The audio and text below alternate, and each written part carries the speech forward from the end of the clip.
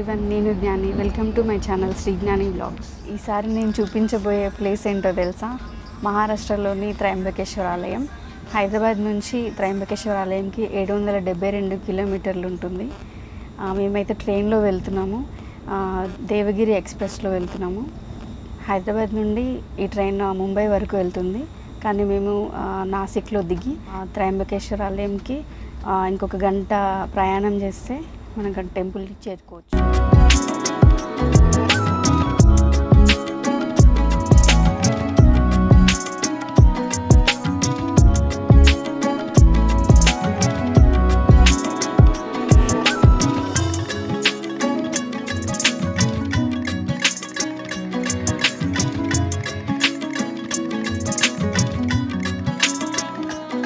ఇప్పుడు మనం నాసిక్లో దిగాము.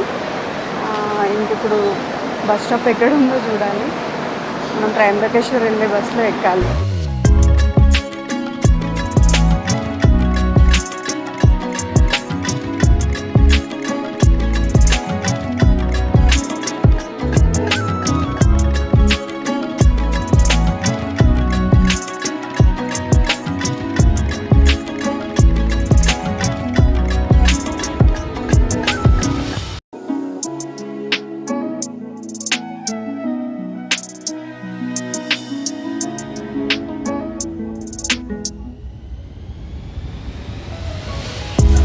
ఇప్పుడు నేను నాసిక్ బస్ స్టాప్లో ఉన్నాము. బస్ వచ్చేసరికి 1 అవర్ టైం పడుతుందని డిపోలో చెప్పారు. ఇప్పుడు మార్నింగ్ 3 o'clock అవుతుంది. సో బస్ కోసం వెయిట్ చేస్తున్నాను. సో బస్ అయితే వచ్చేసిందండి. బస్సు చూసారా, సేమ్ మాంజీ మూవీలో ఉన్నట్టే ఉంది బస్ అయితే.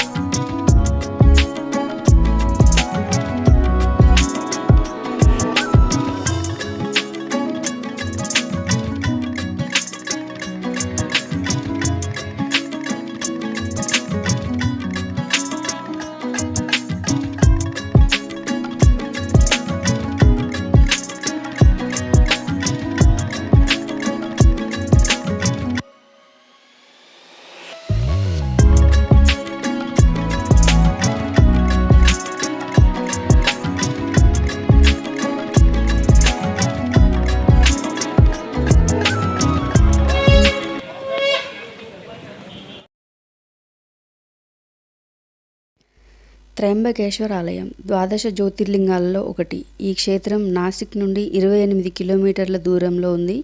ఈ క్షేత్రాన్ని గోదావరి జన్మస్థానంగా పిలుస్తారు.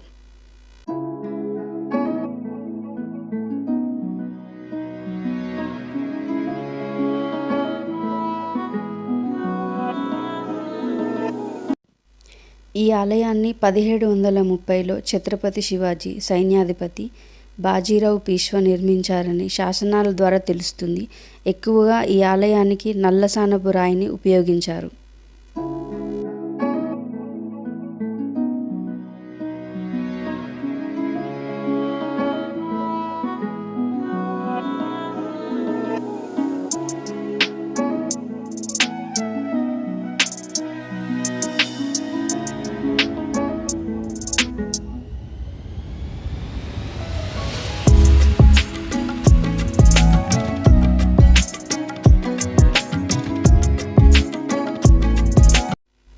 దీని నిర్మాణం లోపల వైపు చతురస్రాకారంగా, బయటి వైపు నక్షత్రాకారంగా ఉంటుంది.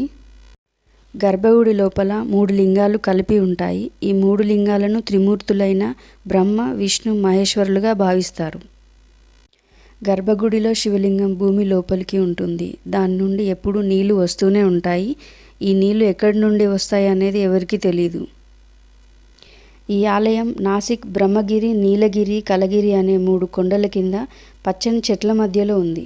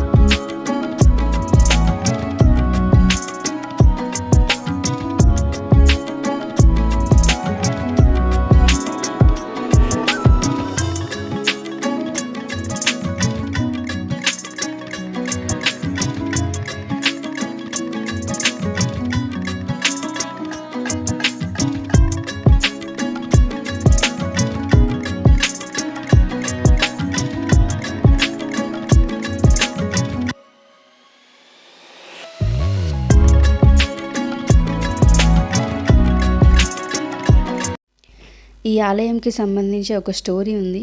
అదేంటంటే పురాణాల ప్రకారం ఇక్కడ చాలామంది ఋషులు ఉండేవారంట. వాళ్ళలో గౌతమ మహర్షి ఒకరు. ఆయన తన భార్య అహల్యతో ఉండేవారంట. అయితే ఈ ఋషులలో కొందరు గౌతమ మహర్షిని ద్వేషించే వాళ్ళంట. ఒకరోజు గౌతమ మహర్షి గోహత్య చేశారని ఆరోపించారంట. గోహత్య పాపాన్ని పోగొట్టుకోవడానికి గంగాదేవిని ఇక్కడికి తీసుకురావాలని చెప్పారంట. అప్పుడు గౌతమ మహర్షి ఈ ప్రదేశంలో శివలింగాన్ని స్థాపించి పూజలు చేయడం స్టార్ట్ చేశాడు. అయితే ఆయన తపస్సుకు మెచ్చి శివుడు ప్రత్యక్షమయ్యాడు. అప్పుడు గౌతమ మహర్షి గంగను వరంగా పంపమని అడిగాడు.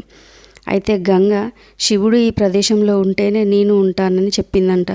అందువల్ల శివుడు జ్యోతిర్లింగ రూపంలో ఇక్కడ నివసిస్తానని అంగీకరించారు.